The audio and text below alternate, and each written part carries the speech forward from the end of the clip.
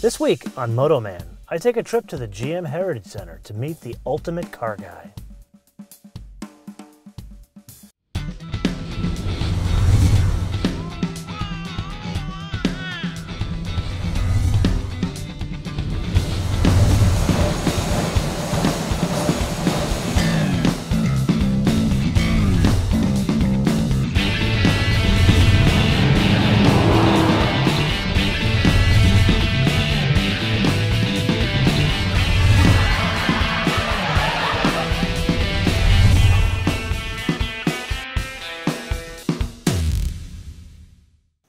Three Series, Sierra, Viper, Prowler, Solstice, G8, and of course the upcoming Volt. One major car guy has had a hand in development of every one of these cars over a 48-year career. I recently had the opportunity to spend some time with him, talk about his impact on the car world, and do what car guys do best. Tell stories and drive some cool cars. Come along for the ride.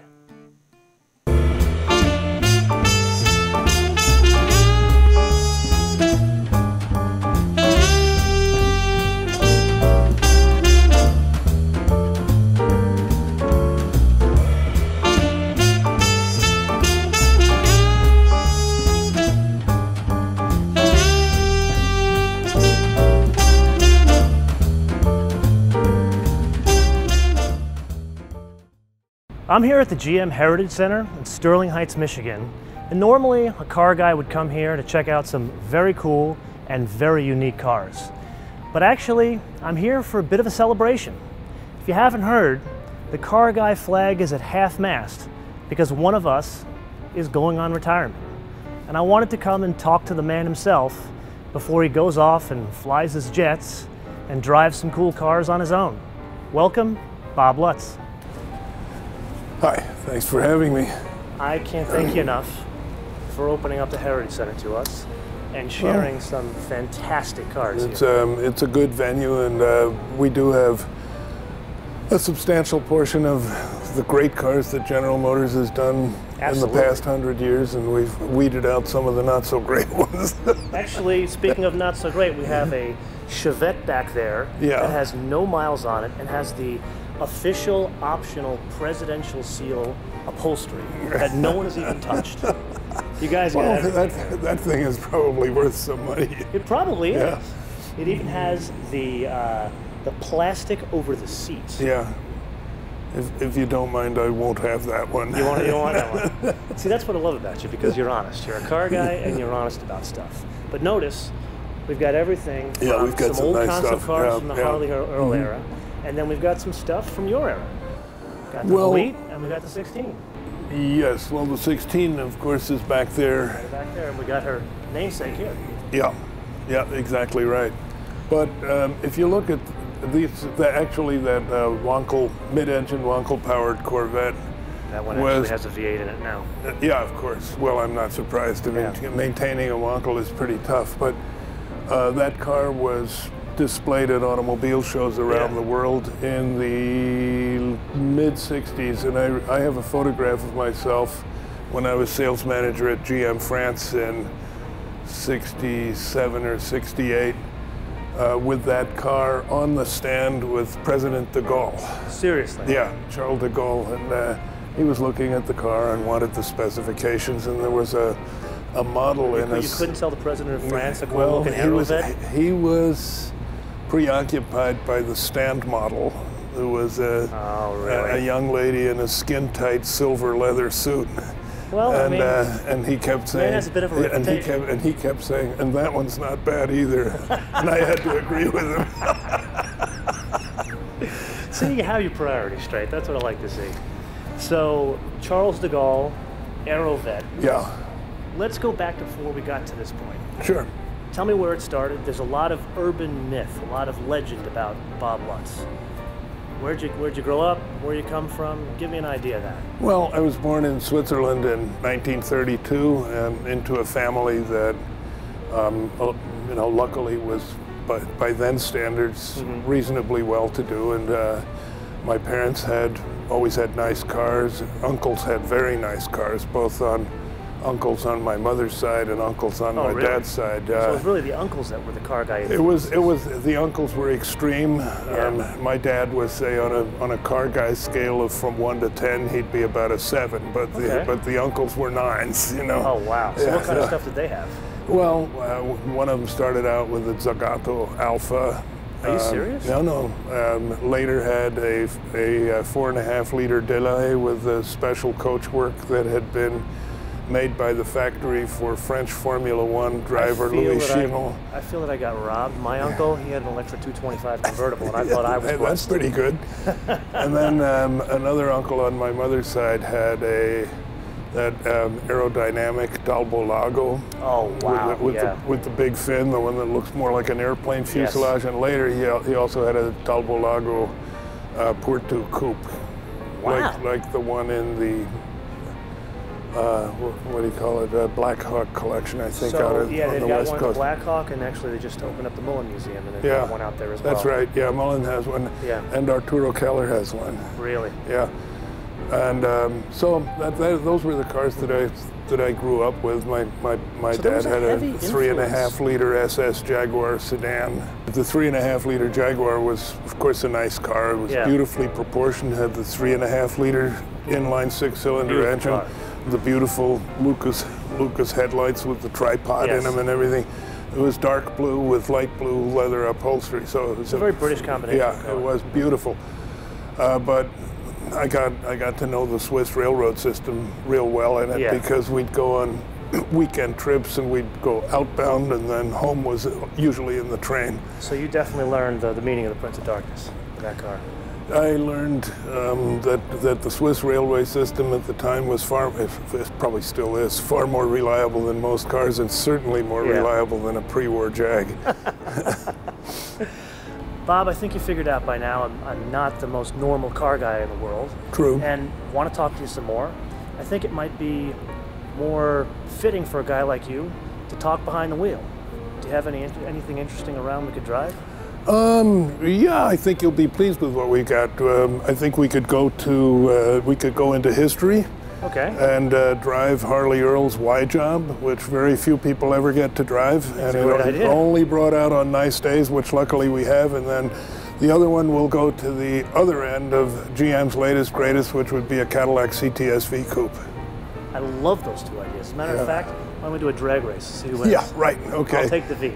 Yeah, I knew you would. There's always that personal connection with a car.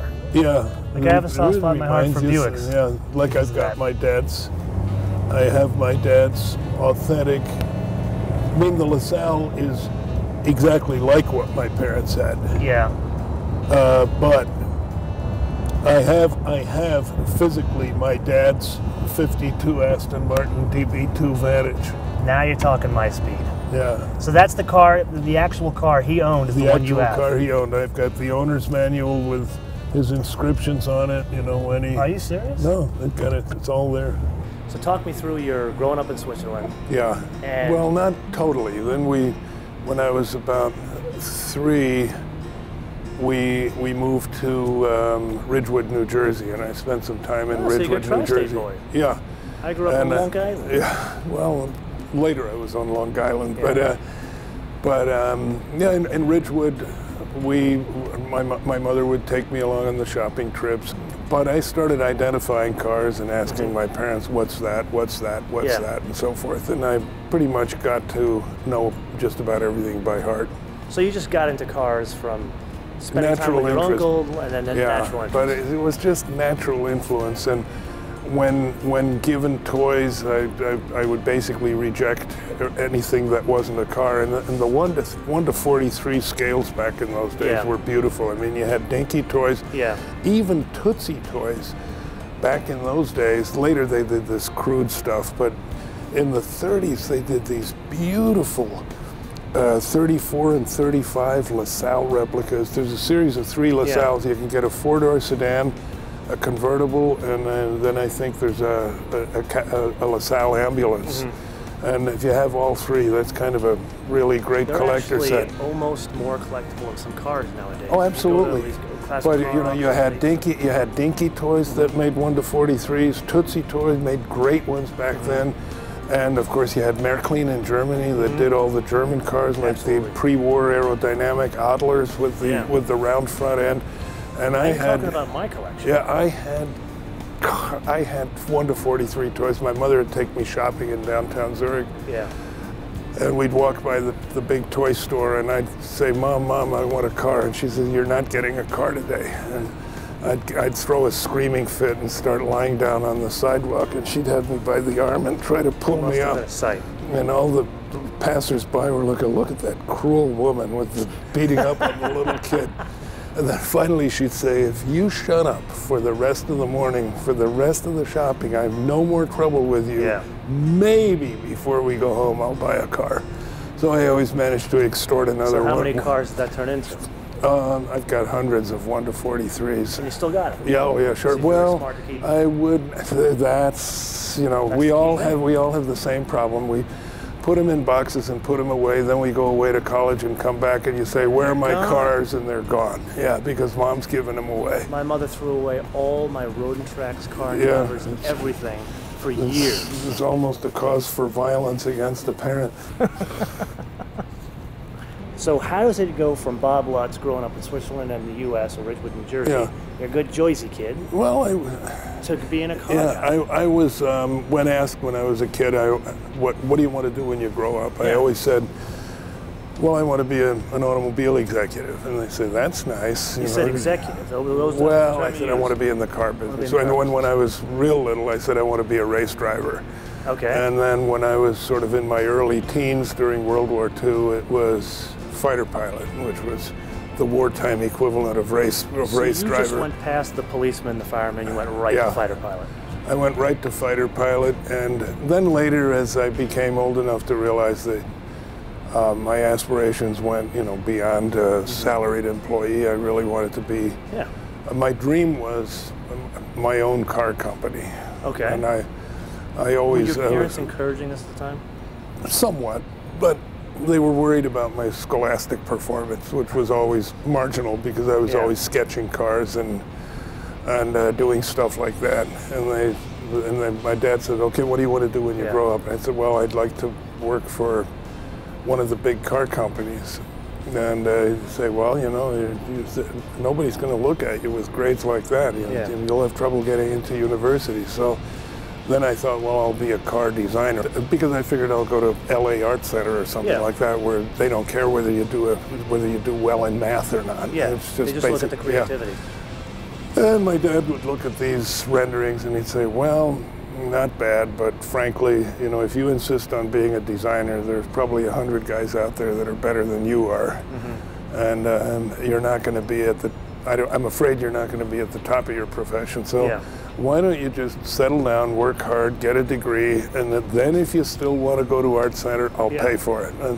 And with that, I thought, well, that's fair enough. Yeah, that's fair. Yeah. And but the thing that kind of, if you will, saved me was my active duty period in the Marine Corps. That sort of got me focused on what's important, and that also enabled the fighter pilot ambition. So what was the side? Was that to go in because of the fighter pilot, or you just felt patriotic? All of the above. All of the above. But I wanted to. I was greatly influenced by John Wayne and Flying Leathernecks. Oh man! And I thought the combination of being a Marine officer and being a fighter pilot. I mean, that's just, it doesn't get any better than that. And I still say that. Both to fly planes and to get girls. Yeah. Well, okay, but that was kind of killing two birds with one stone. I did badly want to be a Marine, and I very much wanted to be a fighter pilot. So what time frame were you in the Marines? This was 54 through 59 on active duty. Yeah. Okay. During the tail end of the Korean War. And did you actually go to Korea? No. Well, I did, but after the armistice as a military advisor to the Korean Marines. So you're advisor to GM and you're advisor to the Korean military. So yeah, but it's about 60 years in between almost. Yeah. But you still did it. Yeah. So was this before or after your time in school? This was before going back to college. Okay, and where'd you go? UC Berkeley. Oh, so you're a California guy. Yeah. Yeah. All right. Because that's where all the good flying was. Because I flew with the reserves while I was at school. So you were at school and you're flying jets. Yeah. And then You still fly jets. Yeah. It's good to be Bob Lutz. When I grow up, I want to be this guy. So besides the LaSalle, what do you have in your collection? You got the LaSalle, you got the Aston, you got the Cunningham.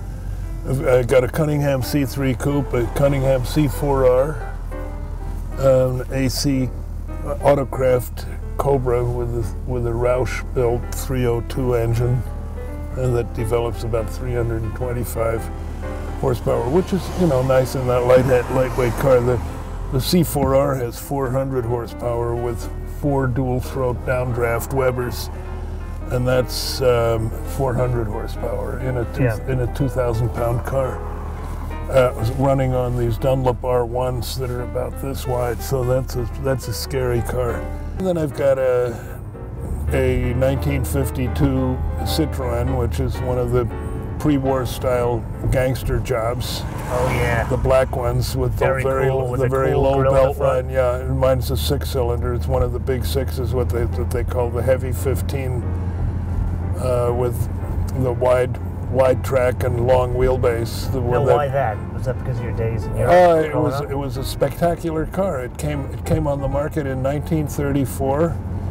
It had 4-wheel independent suspension by torsion bars. It actually used... In 1934? Yeah, it had used the Chrysler system, the later 1950s Chrysler system of longitudinal torsion bars attached to twin A-arms, transverse torsion bars in the back with trailing links. It was the world's first car with a unitized body. And I've got a Monteverdi 375 high-speed. That's a rare one. Yeah, they built about 40 of those in total. I've got one of those. Show up at the Concours. Yeah, you see. Yeah, I show mine occasionally. Mine's a very dark, lustrous, liquid blue, dark, almost midnight blue. It almost looks like black with a natural tan. Natural tan Italian leather interior with burl walnut and everything. I'll tell you, it's a lot of those you see in period colors. That sounds like a good color combo. And then I have a Riley MPH, which is a... That's something you don't see very often at all, especially on this side of the Atlantic. There were only 20 built, and I've got the best one in the world. 2-liter twin cam engine, 4-speed semi-automatic gearbox. And that's a magic car. Let's move forward now. You were in the military, you left school, and now you're in the reserves. What are you doing at that point? Well, at that point, getting out with a master's degree, I started applying for jobs and interviewed with... All car companies? No, I interviewed with Procter & Gamble and... I can see you in a packaged goods company. Exactly. That would go over really well. They really liked me, and then they said, there's just one, and I met all the senior marketing executives. They said, we're very interested in you. Yeah. And they said, it's a formality, but you've got to take the psychological profile test. Okay. And I took the psychological profile test, and they sort of, I was toxic after that. You ran the other direction. Yeah, they said, don't call us, we'll call you. I said, was there a problem? And they said, no, it's not a problem. It's just we don't think you'd fit real well. Oh, that's great. Who would have thought, Bob? Let's not fit in. Yeah. And then I interviewed with Ford, and then I accepted a 1-year academic assignment with basically UC Berkeley, a combination of Berkeley, Harvard, and a Swiss business school, and it was in Switzerland, and it paid pretty well. And it was 1 year. So you got paid to go to school? No, I got paid to be an associate professor, if you will, after graduating. But so you've been a teacher as well? Yeah, I taught a couple of classes. This might be easier if you and I went through the list of what you haven't done in life. Then we might be able to make dinner in 2 weeks. Yeah. So at any rate, and then I asked Ford, well, is the hiring okay in a year? And they said, well, probably, but we can't commit because we don't know what next year's hiring budget is going to look like. This was 62 to 63. And then my dad, when I was at this teaching assignment in Lausanne, Switzerland, my dad said, so what are you going to do after you get done with this? He said, join Ford.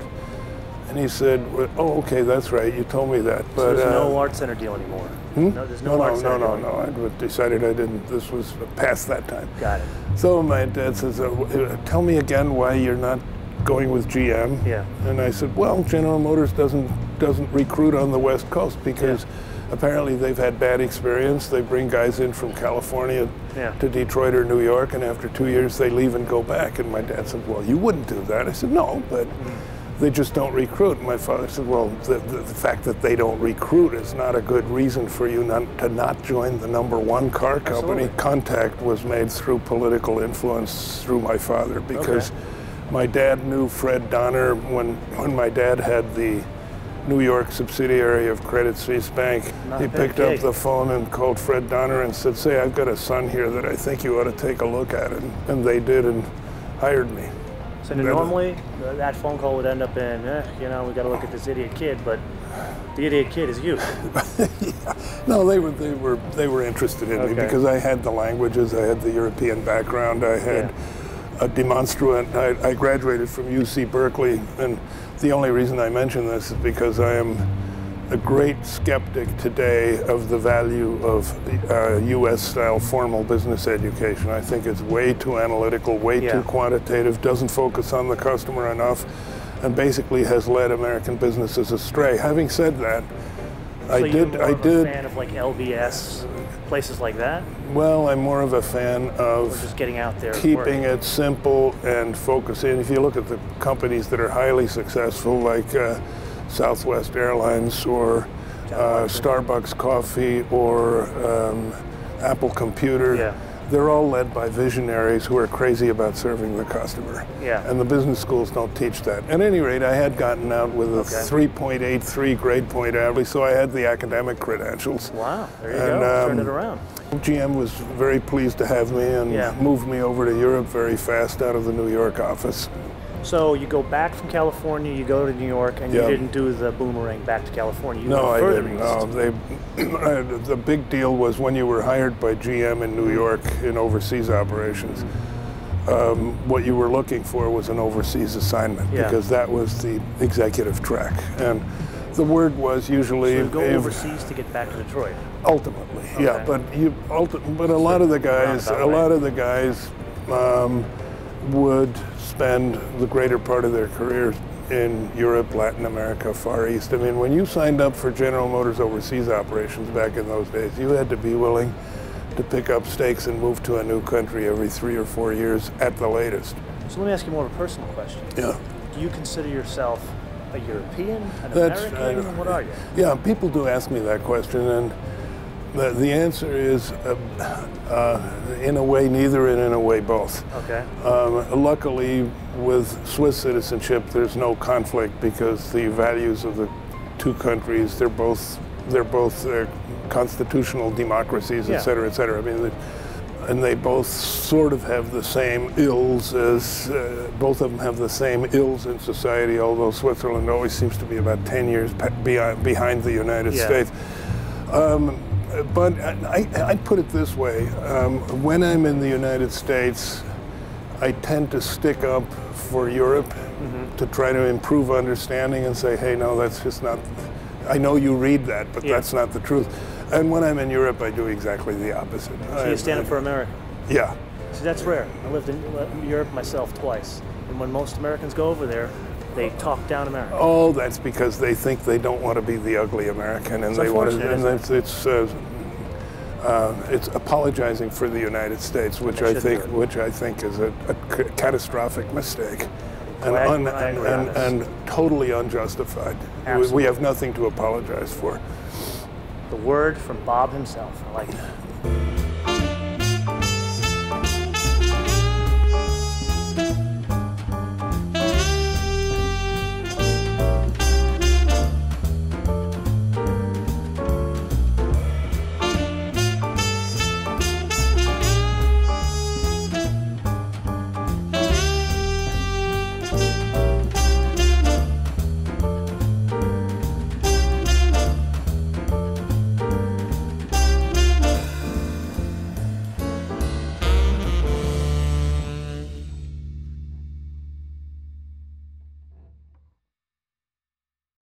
Coming up on MotoMan, Bob and I talk about the future behind the wheel of the future. See, Bob's got a better hairline than I do. The hair has never been a problem in our family. Noticed. Yeah. Lithium is a medication. Yeah. The psychiatrist prescribed lithium for people who are bipolar. So if you sense yourself in a really deep depression, you just break off a piece of your battery. So Bob has found a use for an out-of-life cycle battery of a hybrid. There you go. All right. Well. Okay, so I'll get out and say goodbye to you. I think we treated it with respect.